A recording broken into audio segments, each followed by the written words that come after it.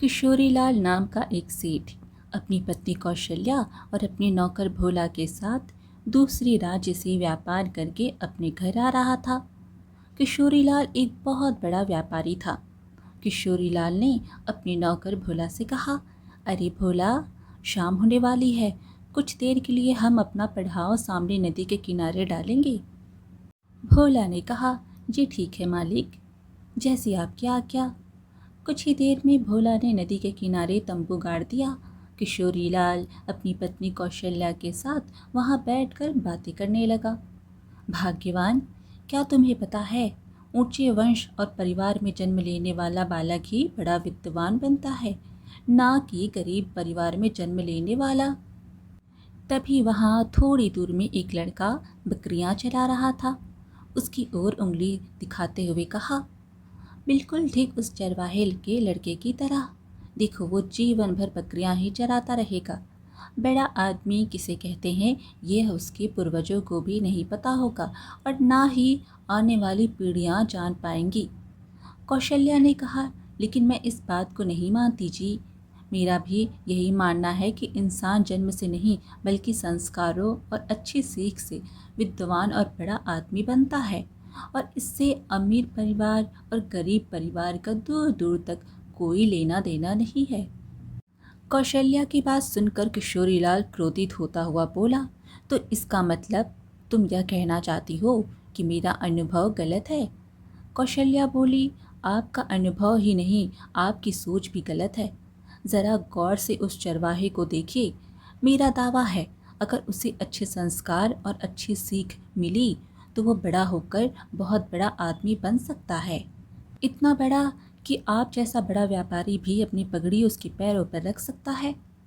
अब किशोरीलाल तिलमिला उठा और बोलने लगा, तुम्हारी हिम्मत कैसे हुई कौशल्या, अपने पति की सोच को गलत कहने की?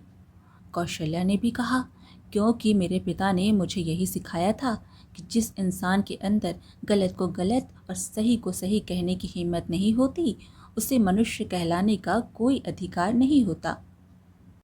अपनी पत्नी की बात सुनकर किशोरीलाल बुरी तरह से आग बबूला होता हुआ बोला, मेरी बात ध्यान से सुनो कौशल्या, अपनी शक्ल लेकर यहाँ से चली जाओ और अपना मुंह तभी दिखाना जब अपनी बात सिद्ध कर लेना। और मैं जानता हूँ तुम अपनी बात कभी सिद्ध नहीं कर सकती। अरे, मैं चरवाहे के सामने अपनी पगड़ी रखूँगा? नामुमकिन। यह चरवाहा हमेशा गरीब के गरीब ही रहेगा। यह जीवन भर बकरियां ही चराता रहेगा। अपने पति का क्रोध भरा चेहरा देखकर कौशल्या अटल विश्वास में बोली, आपका आदेश सर आंखों पर स्वामी, परंतु जो सत्य है वह सत्य ही रहेगा और मैं इसे सिद्ध करके भी दिखा दूंगी। कुछ देर बाद वो तीनों अपने घर पर पहुंच गए। घर पर पहुंचकर किशोरीलाल का गुस्सा ठंडा हो चुका था, लेकिन कौशल्या अभी भी गुस्से में थी। कौशल्या को देखकर किशोरीलाल खुद से बोला, गुस्से में मैं कुछ ज़्यादा ही भूल गया, मुझे अपनी पत्नी से क्षमा मांग लेनी चाहिए। इतना कहकर किशोरीलाल अपनी पत्नी के पास जाकर बोला, मैं अपने कथन पर बहुत शर्मिंदा हूँ, मेरी समझ में आ गया है। अपनी पति की बात सुनकर कौशल्या मुस्कुराती हुई बोली, स्वामी, मुंह से निकली बात और कमान से निकला हुआ तीर कभी भी वापस नहीं आता। अब तो मैं अपनी बात सिद्ध करके ही आपको अपना मुंह दिखाऊंगी। इतना बोलकर कौशल्या अपने नौकर भोला से बोली, तुम मेरा साथ दोगे या अपने मालिक का साथ दोगे? भोला नज़र नीचे झुकाकर बोला, मैं आपका साथ दूंगा मालकिन, आप जहाँ बोलेंगी मैं वहीं जाऊंगा।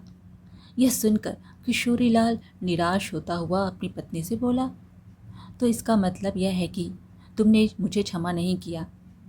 आप मेरे पति हैं स्वामी, पर बात मेरी प्रतिष्ठा की है। तुम मुझे इस तरह छोड़कर नहीं जा सकती कौशल्या। कुछ सामाजिक परंपराओं के बारे में तो सोचो। मैं आपसे सदा के लिए अलग नहीं हो रही, विश्वास कीजिए, हम बहुत जल्द फिर मिलेंगे। अगर तुम्हारी यही इच्छा है तो कुछ पैसे साथ में लेती जाओ, तुम्हें उसकी ज़रूरत पड़ सकती है। नहीं, उसकी ज़रूरत नहीं स्वामी, मैं भी एक व्यापारी की पुत्री हूँ, अपनी बुद्धि से धन कमाना जानती हूँ।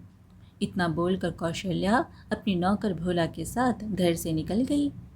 कौशल्या अपनी नौकर भोला के साथ उसी नदी के किनारे पर पहुंची जहां से कुछ देर पहले वह वापस लौटे थे। नदी के पास पहुंचकर भोला कौशल्या से बोला, मालकिन, मुझे लगता है कि आपको अपने पिता के पास जाना चाहिए। कौशल्या ने कहा, नहीं भोला, हम शंकरनगर चलेंगे, पर उससे पहले एक बात और। कुछ देर पहले यहाँ पर एक लड़का बकरियाँ चरा रहा था। उस चरवाहे के लड़के को तलाश करो और उसे यहाँ पर लेकर आओ। तब तक मैं एक वृक्ष की घनी छाँव में बैठी हूँ। भोला ने कहा, जैसी आपकी आज्ञा, मैं अभी उसे खोज कर लेकर आता हूँ। कुछ देर बाद भोला उसी लड़के को लेकर आ पहुँचा और कौशल्या से बोला, मैं इसे ले आया मालकिन, यह एक चरवाहे का ही पुत्र है। कौशल्या ने उस लड़के से पूछा, क्या नाम है तुम्हारा? उस लड़के ने कहा, मेरा नाम गोपाल है। आपने मुझे क्यों बुलाया है? कौशल्या ने कहा, देखो गोपाल, तुम एक अच्छे लड़के हो, लेकिन मैं तुम्हें बड़ा आदमी बनाना चाहती हूँ। क्या तुम मेरे साथ शंकरनगर राज्य चलोगे? कौशल्या की बात सुनकर गोपाल कुछ सोचते हुए बोला, मुझे आपके साथ जाने में कोई आपत्ति नहीं है, परंतु मेरे पिता नहीं मानेंगे। तुम मुझे अपने पिता के पास ले चलो, मैं उन्हें ठीक से समझा दूंगी। मुझे विश्वास है कि वह मेरी बात को समझेंगे। फिर कुछ ही देर में गोपाल कौशल्या को लेकर अपने घर पर पहुंचा। गोपाल के पिता को देखकर कौशल्या ने कहा, राम राम, मैं कौशल्या व्यापारी किशोरी लाल की पत्नी हूँ। मैं आपके बेटे को अपने साथ शंकरनगर ले जाना चाहती हूँ। गोपाल के पिता ने चौंक कर कहा, परंतु किस लिए? कौशल्या ने कहा, जब मैंने आपके बेटे को देखा तो ना जाने क्यों मुझे इसमें अपना पुत्र नजर आया। मैं नहीं चाहती कि यह सारा जीवन बकरियां चरा कर व्यतीत करे। मैं इसे शिक्षित करके विद्वान बनाऊंगी। कौशल्या की बात सुनकर गोपाल के पिता निराश होकर बोला, पर इसके जाने के बाद मेरे बकरियों की देखभाल कौन करेगा? गोपाल के पिता ने इतना कहा ही था कि तभी कौशल्या ने अपने गले का हार, जो कि ठोस सोने का बना हुआ था, गोपाल के पिता को पकड़ा दिया। इसे अपने पास रखो, इसे बेचकर अपना गुजारा कर लेना। उस सोने के ठोस हार को देखकर गोपाल के पिता की आंखें चमकने लगी। कुछ ही देर में वह अपने बेटे गोपाल से बोला, बेटा, आज से यही तेरे सब कुछ हैं, इनके हर आदेश का पालन करना। गोपाल बोला, ठीक है पिताजी, जैसी आपकी आज्ञा। और जब बड़े आदमी बन जाना तो मुझे भूल मत जाना। पिताजी, मैं आपको कभी नहीं भूलूंगा। कौशल्या गोपाल को लेकर शंकरनगर की ओर निकल पड़ी। शंकरनगर में पहुंचकर कौशल्या ने गोपाल को गुरुकुल में भेज दिया और गुरुकुल के पास ही एक झोपड़ी बनाकर अपने नौकर भोला के साथ रहने लगी। 2 वर्ष बाद गोपाल गुरुकुल की परीक्षा में उत्तीर्ण हो गया और वह खुश होते हुए कौशल्या के पास आ पहुंचा। कौशल्या गोपाल की ओर देखकर मुस्कुराते हुए बोली, गोपाल, तुमने परीक्षा तो उत्तीर्ण कर ली, अब व्यवहारिक शिक्षा ग्रहण करो।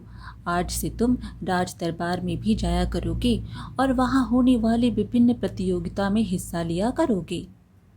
यदि राज दरबार में कोई ऐसा प्रश्न उपस्थित हो जिसका कोई उत्तर ना दे सके तो तुम उस प्रश्न को हल करने का दावा करना। यह सुनकर गोपाल बुरी तरह से चौंक पड़ा और कहने लगा, लेकिन माँ, मैं उस प्रश्न का उत्तर कैसे दे पाऊंगा? कौशल्या मुस्कुराती हुई गोपाल से बोली, उस प्रश्न का हल मैं तुम्हें बताऊंगी और बस तुम कुछ समय की मोहलत मांग लेना। तभी वहां पर कौशल्या का नौकर भोला आ पहुंचा और मुस्कुराते हुए कौशल्या से बोला, मालकिन, यह सब आपकी मेहनत का फल है कि गोपाल ने गुरुकुल की परीक्षा उत्तीर्ण कर ली। कौशल्या भोला की ओर देखकर मुस्कुराती हुई बोली, तुमने मेरी 2 वर्ष बहुत सेवा की है भोला, अब तुम अपने मालिक के पास जाओ, परंतु उन्हें मेरा पता मत बताना। यह सुनकर भोला बुरी तरह से चौंक पड़ा। यह आप कैसी बात कर रही हैं मालकिन? कौशल्या ने कहा, जो बोला है वो करो भोला, मेरी चिंता मत करो। गोपाल ने गुरुकुल की परीक्षा उत्तीर्ण कर ली है और अब से वह राजमहल में भी अपना आना जाना प्रारंभ कर देगा।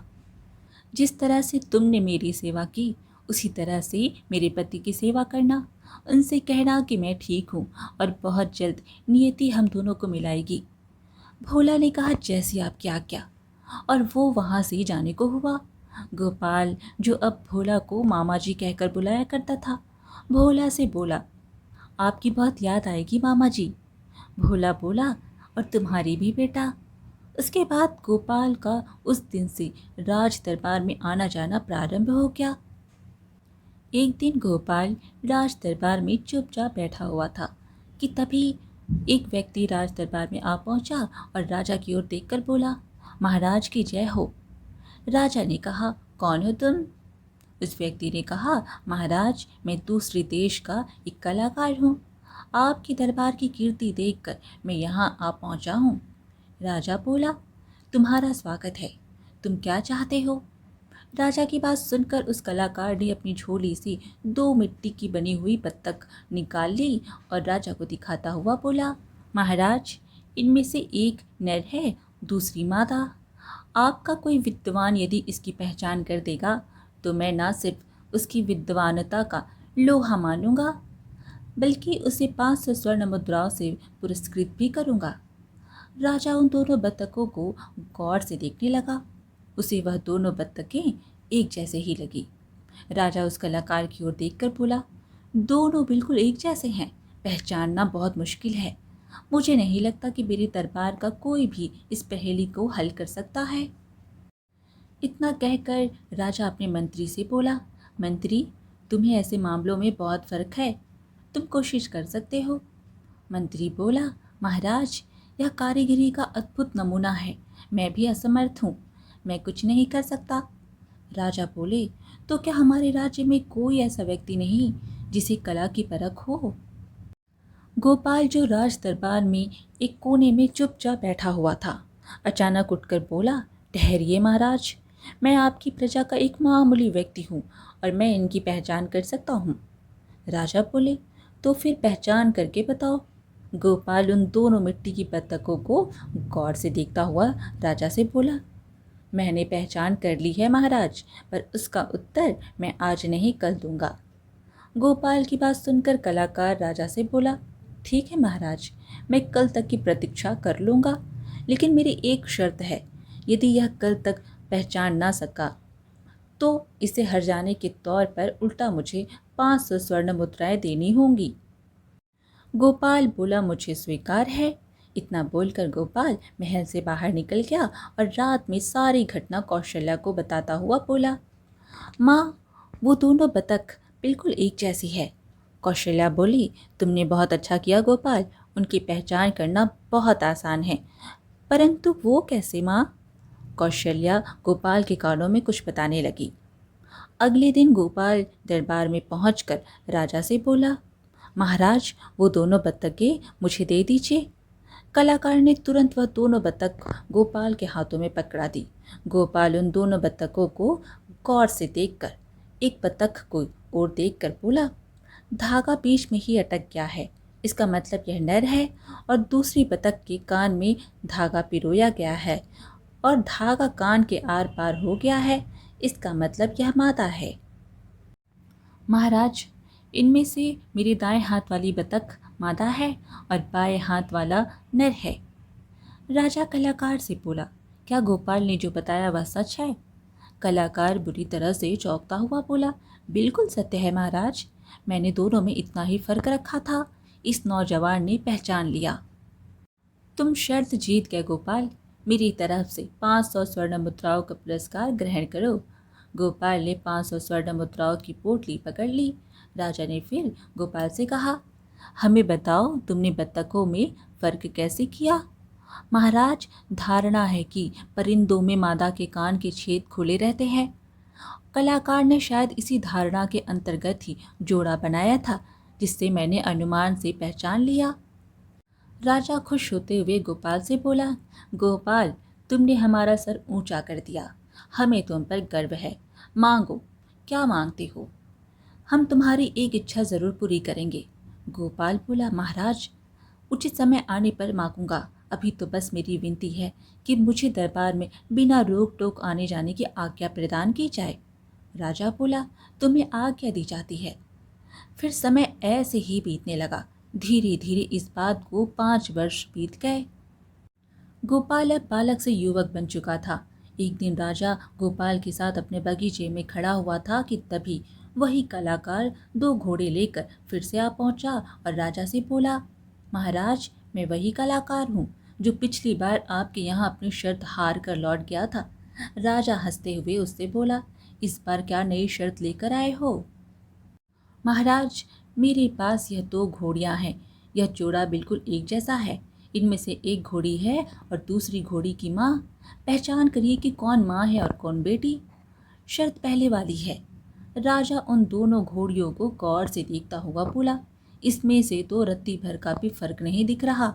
इतना बोलकर राजा गोपाल से बोला, क्या तुम भी पहचान करने में असमर्थ हो गोपाल? गोपाल बोला, नहीं महाराज, मैं तो बस आपके आदेश की प्रतीक्षा कर रहा था। महाराज, मैं दोनों घोड़ियों का अच्छी तरह से निरीक्षण करना चाहता हूँ। प्रार्थना है कि आज रात मुझे दोनों घोड़ियों को घर ले जाने दिया जाए। यह सुनकर वह कलाकार बोला, मुझे कोई ऐतराज नहीं है महाराज। यह चाहे तो शौक से दोनों घोड़ियों को आज रात अपने घर पर ले जा सकता है। गोपाल उसी रात उन दोनों घोड़ियों को अपने घर ले गया और सारी घटना कौशल्या को बताता हुआ बोला, माँ, अब मैं इनमें से कैसे पहचान करूं कि कौन है माँ और कौन है बेटी? यह सुनकर कौशल्या मुस्कुराती हुई बोली, बहुत आसान है इसकी पहचान करना। फिर उसने गोपाल के कानों में कुछ बताने लगी। अगले दिन गोपाल उन दोनों घोड़ियों को राजा के दरबार में लेकर पहुंच गया और बोला, मैं परीक्षा के लिए तैयार हूँ महाराज, परंतु पहले यहाँ पर जल का इंतज़ाम किया जाए। मैंने रात भर दोनों घोड़ियों को प्यासा रखा है। यह दोनों बेचारी प्यासी है। राजा ने तुरंत वहाँ पर जल का इंतज़ाम करवा दिया। गोपाल ने जैसे ही उन दोनों घोड़ियों को छोड़ा, वह दोनों घोड़ियाँ दौड़ते हुए उस जल के पास चली गईं और एक दूसरे की ओर देखने लगी। फिर एक घोड़ी चुपचाप पानी पीने लगी। गोपाल राजा की ओर देखकर बोला, महाराज, जो घोड़ी पानी पी रही है वो बेटी है और जो चुपचाप खड़ी है वो उसकी माँ है। यह सुनकर कलाकार बुरी तरह से चौंक पड़ा। राजा कलाकार से बोला, क्यों कलाकार, क्या गोपाल ने सच कहा है? कलाकार बोला, जी महाराज, मैं फिर से शर्त हार गया। इतना बोलकर कलाकार गोपाल से बोला, परंतु तुमने इन्हें पहचाना कैसे? गोपाल बोला, बहुत आसान था।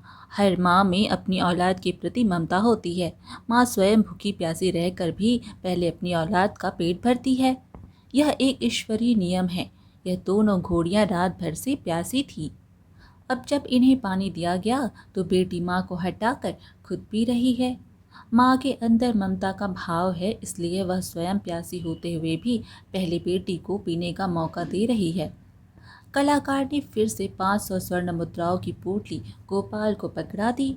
राजा खुश होते हुए बोला, गोपाल, तुमने 2 बार राज्य का सम्मान रखा और पुरस्कार भी जीते, परंतु मेरी इच्छा है कि मैं तीसरा पुरस्कार तुम्हें स्वयं दूंगा। बोलो, क्या मांगते हो, धन या राज दरबार में कोई पद? गोपाल बोला, मुझे 1 दिन का समय दीजिए महाराज, मैं कल सोचकर बता दूंगा। फिर गोपाल उसी रात सारी घटना कौशल्या को बताते हुए बोला, माँ, महाराज मुझसे प्रसन्न होकर पुरस्कार देना चाहते हैं। माँ, अब तुम बताओ, मैं उनसे क्या मांगूं? कौशल्या गहरी सोच में डूबती हुई गोपाल से बोली, तुम राजा से धन मांगने के बजाय राजा से अधिकार पत्र मांगना। गोपाल बोला, अधिकार पत्र? पर कैसा? कौशल्या बोली, यहाँ से कुछ दूरी एक नदी है जिस पर एक पुल बना है। वह पुल शंकरनगर और रतनगढ़ राज्य को जोड़ता है। तुम्हें उनसे पुल का अधिकार पत्र मांगना होगा। गोपाल बोला, अगर तुम कहती हो तो मैं ऐसा ही करूँगा माँ। लेकिन माँ, केवल पुल का अधिकार पत्र मांगने का कारण क्या है? मेरी समझ में नहीं आया। कौशल्या बोली, वक्त आने पर सब समझ जाओगे बेटा। मैं एक व्यापारी की बेटी हूँ। मैं जानती हूँ कि उस पुल का क्या महत्व है। अगले दिन गोपाल राजा से बोला, महाराज, मुझे उस पुल का अधिकार पत्र चाहिए जो पुल रतनगढ़ और शंकरनगर राज्य को जोड़ता है। मैं चाहता हूँ कि अब उस पुल से आने जाने वाला कोई भी व्यक्ति या कोई भी बैलगाड़ी या कोई भी घोड़ा मेरी आज्ञा के बिना ना गुजर सके। यह सुनकर राजा मुस्कुराते हुए बोला, केवल इतनी सी बात, हमें लगा कि तुम बहुत सारा धन मांगोगे। जाओ, हमने तुम्हें उस पुल का अधिकार दिया। राजा से उस पुल का अधिकार पत्र लेकर गोपाल कौशल्या के पास आ पहुंचा। कुछ दिन बाद कौशल्या ने उस पुल के पास अपना रहने का एक आवास बना लिया और उस पुल पर यात्रियों, बैलगाड़ियों और चालकों को निर्देश जारी कर दिया कि अब से कोई भी सीमा शुल्क के बिना पुल में दाखिल नहीं हो सकता। गोपाल उस दिन से 2 सैनिकों के साथ उस पुल पर रहने लगा और आने जाने वाली यात्रियों से कर वसूलने लगा। कुछ दिन बाद गोपाल बहुत सारी स्वर्ण मुद्राएं लेकर कौशल्या के पास आकर बोला, आज तो चमत्कार हो गया माँ। आज पुल से इतने यात्री और बैलगाड़ियां गुजरे कि संभालना मुश्किल हो गया। यह रही आज की सारी आमदनी। और एक शुभ सूचना और है माँ। कौशल्या बोली, कैसी शुभ सूचना? गोपाल बोला, आज मैंने भोला मामा को शंकर नगर में देखा। कौशल्या बोली, क्या तुमने उनसे बात की? क्या तुमने बताया कि हम यहाँ पर रहते हैं? हाँ माँ, मैंने उन्हें बताया और अपना घर भी दिखाया। उन्होंने मुझसे यही कहा कि वो आपसे मिलने अवश्य आएंगी। गोपाल ने इतना कहा ही था कि तभी भोला वहाँ आ पहुँचा। भोला को देखकर कौशल्या बोली, क्या हुआ भोला, सब कुछ ठीक तो है? भोला ने कहा, हाँ सब ठीक है मालकिन। कौशल्या ने फिर कहा, और मेरे पति कैसे हैं? भोला ने कहा, सेठ जी कुछ महीनों पहले बहुत सारा धन कमा कर लौटे थे और तुरंत ही रतनगढ़ की खदान की ओर चले गए हैं। यह सुनकर कौशल्या बुरी तरह से चौंक पड़ी। रतनगढ़ जाने का रास्ता तो इसी पुल से होकर गुजरता है। तब तो वो इस पुल पर ज़रूर गुजरेंगे। उम्मीद तो यही है और मैं उसी दिन की प्रतीक्षा में हूँ जब मैं उनके सामने अपनी बात को प्रमाणित कर सकूं। भोला, तुम बहुत ज़्यादा थके हुए होगे, जाओ जाकर आराम कर लो, बाकी बातें सुबह करेंगे। जैसा आपका आदेश। कुछ दिन बाद बरसात के महीनों में शाम के समय किशोरी लाल कुछ बैलगाड़ियां लेकर उसी पुल के पास आ पहुंचा। मगर उस पुल को पार करने से पहले ही उन दोनों सैनिकों ने रोक लिया। आपको रतनगढ़ का पुल पार करने के लिए सबसे पहले कर चुकाना होगा। किशोरी लाल बोला, कर? कैसा कर? पहले तो ऐसा कुछ नहीं था। सैनिकों ने कहा, हाँ पहले नहीं था परंतु अब ऐसा है। किशोरी लाल कुछ कुछ स्वर्ण मुद्राएं एक एक सैनिकों को पकड़ाता हुआ बोला, यह लो शुल्क और पुल खोल दो। हमें अफसोस है सेठ जी, शाम हो चुकी है और रात होने वाली है, प्रवेश का समय खत्म हो चुका है। किशोरीलाल चौंक कर बोला, क्या मतलब है तुम्हारा? शाम होने के बाद पुल पर यातायात बंद कर दिया जाता है और फिर दूसरे दिन ही खोला जाता है? हमें ऐसा ही करने का आदेश मिला है। यह सुनकर किशोरीलाल बुरी तरह से घबरा गया। अरे नहीं भाई, ऐसा अत्याचार मत करो, कुछ देर के लिए यह पुल खोल दो, मैं तुम्हें दुगना शुल्क देने को भी तैयार हूँ। सैनिकों ने बोला, नहीं, हमारी मजबूरी है सेठ जी, कानून सबके लिए समान है। पर मेरी मजबूरी भी तो समझो, इन बैलगाड़ियों में ढेर सारे मूल्य की चीनी भरी हुई है। अगर आज ज़रा सी भी बूंदें पड़ गई तो मैं बर्बाद हो जाऊंगा। हमें आपसे सहानुभूति है, लेकिन पुल नहीं खोला जा सकता। हाँ, अगर गोपाल जी हमें आज्ञा दे दें तो हम आपको जाने दे सकते हैं। किशोरीलाल बोला, यह गोपाल कौन है? सैनिक बोले, इस पुल के मालिक जो पुल के पार एक आलीशान हवेली में रहते हैं, नेक दिल इंसान हैं, शायद वो तुम्हारी प्रार्थना स्वीकार कर लें। किशोरीलाल बोला, ठीक है, तुम मेरी इस चीनी की बोरियों की देखभाल करना, मैं अभी उसका आदेश लेकर आता हूँ। सैनिक बोला, वैसे मुझे नहीं लगता कि आपको रात में पुल से गुजरने की आज्ञा देंगे। यह सुनकर किशोरीलाल मुस्कुराते हुए बोला, जब मैं उन्हें दुगनी स्वर्ण मुद्राएं दूंगा ना तो वह ऐसा अवश्य करेंगी। फिर कुछ ही देर में किशोरीलाल गोपाल की हवेली में पहुंच गया और बाहर खड़े एक नौकर से बोला, मेरा नाम किशोरीलाल है, मैं एक व्यापारी हूँ। मुझे तुम्हारे मालिक गोपाल से अभी इसी समय मिलना चाहता हूँ। किशोरीलाल की बात सुनकर नौकर तुरंत हवेली के अंदर चला गया और कौशल्या को सारी घटना बताते हुए बोला, वो इस समय गोपाल मालिक से मिलना चाहता है। कौशल्या चौंकती हुई बोली, उस व्यक्ति का हुलिया कैसा है? नौकर किशोरीलाल का हुलिया बताने लगा। कौशल्या बोली, जाओ, जाकर उन्हें अंदर ले आओ। जैसा आपका आदेश। गोपाल कौशल्या की ओर देखकर बोला, माँ, उस व्यक्ति का नाम सुनकर तुम चौंक क्यों गई थी? कौशल्या बोली, बेटा, मुझे इस नाम से एक पूर्व परिचित की याद आ गई थी। गोपाल, तुम इस व्यक्ति से मिलो और मैं भोला के साथ दूसरे कक्ष में बैठूंगी। इतना बोलकर कौशल्या अपने नौकर भोला के साथ दूसरे कक्ष में चली गई। कुछ ही देर में किशोरीलाल वहां आ पहुंचा और गोपाल की ओर देखकर बोला, नमस्कार गोपाल जी, मैं एक व्यापारी हूँ। मेरा नाम किशोरीलाल है। मैं बहुत बड़ी मुसीबत में फंस गया हूँ। अगर आपने सहायता नहीं की तो मैं बर्बाद हो जाऊंगा।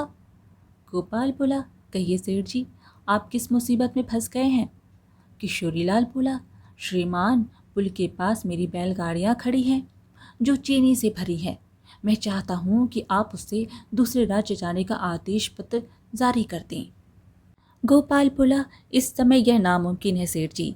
पुल पर आने जाने का समय निर्धारित है और जो कि सबके लिए समान है।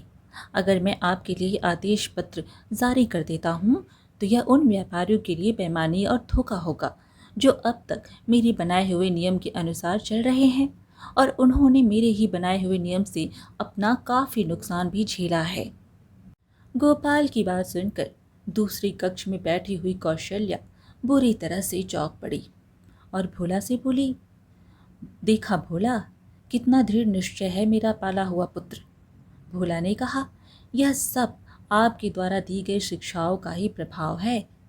इधर किशोरीलाल दोबारा गोपाल से बोला, लेकिन कुछ विशेष परिस्थितियों में यह नियम बदले भी तो जा सकते हैं। श्रीमान, मेरा जो माल है उसकी कीमत राज्य में 10 लाख स्वर्ण मुद्राएं हैं। मैं आपको 2 लाख स्वर्ण मुद्राएं अभी देने को तैयार हूँ।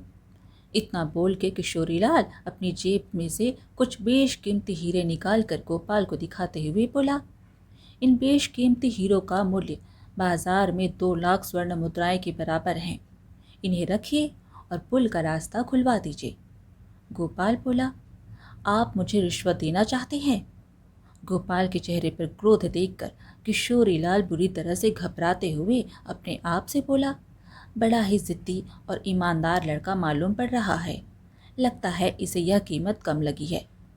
इतना बोलकर किशोरीलाल और हीरे निकालकर गोपाल को पकड़ाते हुए बोला, इन सभी हीरों की कीमत 3 लाख स्वर्ण मुद्रा के बराबर है। अब तो आज्ञा दे दो। यह देखकर कौशल्या भोला से बोली, मेरे स्वामी व्यापारिक दाव पेच खेल रहे हैं। कहीं गोपाल इन हीरो को देखकर लालच में ना आ जाए। इतने कीमती हीरो को देखकर गोपाल के चेहरे के कुछ समय के लिए भाव बदल गए और वह बड़े ही गौर से किशोरीलाल की ओर देखकर बोला, आप इतने कीमती हीरे मुझे इसलिए देना चाहते हो कि मैं कानून तोड़ दूं? किशोरीलाल बोला, जी बेशक, इसी में हम दोनों का फ़ायदा है और जिससे फ़ायदा हो वो बात तुरंत मान लेनी चाहिए। अगले ही पल गोपाल क्रोध में आग बबूला होता हुआ बेशकीमती हीरो की पोटली किशोरीलाल के मुंह पर मारता हुआ बोला, मुझे कर्तव्य मार्ग से भटका कर दूषित करना चाहता है मूर्ख व्यापारी। उठा ये हीरे और दफा हो जा यहाँ से, नहीं तो तुझे अपने नौकर से धक्के देकर यहाँ से बाहर निकलवा दूंगा। यह देखकर कौशल्या खुश हो गई। किशोरीलाल बुरी तरह से घबरा गया। वह समझ गया कि गोपाल और अधिकारियों की तरह लालची नहीं है। इसे किसी ने अच्छे संस्कार दिए हैं और गोपाल बिकाऊ नहीं है। किशोरीलाल तुरंत अपनी पगड़ी उतारकर गोपाल के पैरों पर रखता हुआ बोला, व्यापारी के नाते ना सही, एक बुजुर्ग के नाते तो मेरी प्रार्थना स्वीकार कर लो। मेरी बैलगाड़ियों के लिए पुल का रास्ता खोल दो। मेरी बहुत सी बैलगाड़ियाँ जिसमें गुड़ और चीनी रखी हुई है वह भी यहाँ तक पहुँचने वाली होंगी। अगर बारिश होगी तो मैं पूरी तरह से बर्बाद हो जाऊँगा। तभी कौशल्या भोला के साथ उस कक्ष से बाहर आ गई। कौशल्या और भोला को देखकर किशोरीलाल बुरी तरह से चौंक गया। कौशल्या किशोरीलाल की ओर देखकर बोली, क्या हुआ? मुझे ऐसे गौर से क्यों देख रहे हो? आप तो ऊंचे परिवार में पैदा हुए हो और उच्च कुल में पैदा हुए हो, फिर एक नीचे परिवार में पैदा होने वाले व्यक्ति के सामने इस तरह से गिड़गिड़ा क्यों रहे हो? मैं आपसे पूछती हूँ, क्या ऐसा करना आपको शोभा देता है? किशोरीलाल बोला, तुम ये क्या कह रही हो कौशल्या? मेरी समझ में कुछ भी नहीं आ रहा। तुम यहाँ कैसे? इतना बोलकर किशोरीलाल भोला की ओर देखकर बोला, यह सब क्या है भोला? तभी कौशल्या किशोरीलाल की ओर देखकर बोली, जानते हो, गोपाल वही चरवाहा है जिससे आपने घृणापूर्वक कहा था कि नीच परिवार में जन्म लेने वाला नीच ही होता है। यह कभी बड़ा आदमी नहीं बन सकता और ना इसकी आने वाली पीढ़ियां कभी जान पाएगी कि बुद्धिमान क्या होता है और बड़ा आदमी क्या होता है। किशोरीलाल चौंक कर बोला, यह नामुमकिन है। कौशल्या बोली, यह सत्य है। अगर विश्वास ना हो तो भोला से पूछ लो। फिर किशोरीलाल भोला से बोला, क्या यह सच है? भोला ने कहा, हाँ, यह सच है मालिक। गोपाल वही चरवाहा है जो किसी ज़माने में भेड़ बकरियां चराता था। तभी गोपाल किशोरीलाल से बोला, आज मैं जो कुछ भी हूँ अपनी इस माँ की कृपा से ही हूँ। किशोरीलाल हाथ जोड़ता हुआ अपनी पत्नी से बोला, कौशल्या, मैं अपने कथन पर बहुत शर्मिंदा हूँ। मेरी समझ में आ गया है, तुम्हारा कथन ठीक ही था। आदमी ऊंचे परिवार में जन्म लेने से नहीं, अच्छे संस्कारों से छोटा या महान बनता है। अच्छी सीख से बड़ा आदमी बनता है। यह सुनकर कौशल्या की आंखों में आंसू आ गए और वह गोपाल की ओर देखकर बोली, बेटा, इन्हें प्रणाम करो। यह मेरे पति हैं और अब से तुम्हारे पिता भी हैं। गोपाल तुरंत किशोरीलाल के पैरों में झुकता हुआ बोला, मैं अपने व्यवहार के लिए बहुत शर्मिंदा हूँ पिताजी। किशोरीलाल की आंखें भर आई। वो बोला, नहीं बेटे, तुम बहुत महान हो, एक ऊंचे आदर्शवादी नवयुवक हो। ईश्वर करे जीवन में तुम्हें खूब सफलता मिले। फिर उस दिन के बाद किशोरीलाल की विचारधारा बदल गई और वह कौशल्या और गोपाल के साथ एक परिवार की तरह रहने लगा। आज की कहानी यहीं पर समाप्त हुई। फिर मिलेंगे एक और कहानी के साथ। कहानी पसंद आए तो लाइक शेयर ज़रूर करें और चैनल को सब्सक्राइब करना बिल्कुल ना भूलें। धन्यवाद।